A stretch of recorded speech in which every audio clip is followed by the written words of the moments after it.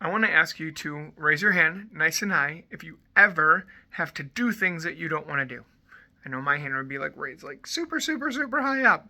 Sometimes we have to do things that we don't want to do, right? And a lot of times the reason why we have to do something we don't want to do is because our parents will tell us like, this is good for you. Or a teacher will say, this is good for you. And you're like, how is eating broccoli good for me, right?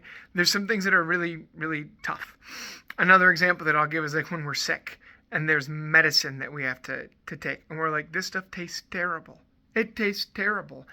I don't want to do this, right? And we have to go through this thing that's really hard and gross and like, oh, we don't like it. But why do we take the medicine? Because we know that afterwards, we know that it makes us feel better, right? That in the end, we do this hard thing, but that it actually makes us feel better, right? This weekend, we are celebrating the triumph of the cross, right? That's the name of this feast. It's the triumph of the cross. That Jesus carrying the cross saved us from our sins, right? That Jesus was willing to carry this heavy burden, right? If you were to be like, hey, Jesus, do you want to carry the cross or not? He'd be all like, yep. So I'm raising my hand for like, nope, don't want to have to do that. He even said, if it's possible, let this pass from me. But not my will, thy will be done, Father, because he knew that this would save us, right? Jesus carried the cross, right? That way when we struggle, we can carry our crosses with him, alongside him, and partner with him, not separate from him, but with him. Because what was the end result of Jesus carrying that cross? It was hard, right? And Jesus died, but he rose 3 days later, right? Jesus carried the cross, right? He endured the cross so that we would know that we don't do it alone. Right? When our parents tell us take the medicine, like it's gonna make you better, right? It might be gross, but you'll have that resurrection in your heart and in how you feel, right? What our parents don't do at that point is go like, you know what? Here, watch, I'll take the medicine too, right? It doesn't make sense. Like they wouldn't take the medicine right in that moment. This right here, the crucifix. When we look at this, we realize and we see that Jesus carried the cross. He did it.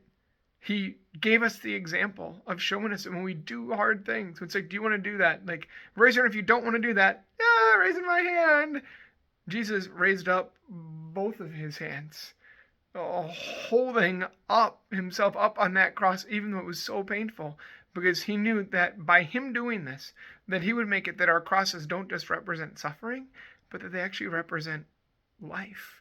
Jesus is the proof that when we take the medicine of the cross, even though it's really hard and we do things that we don't want to because we're told this will be good, just stick with it, that life comes from this, even if it feels like that.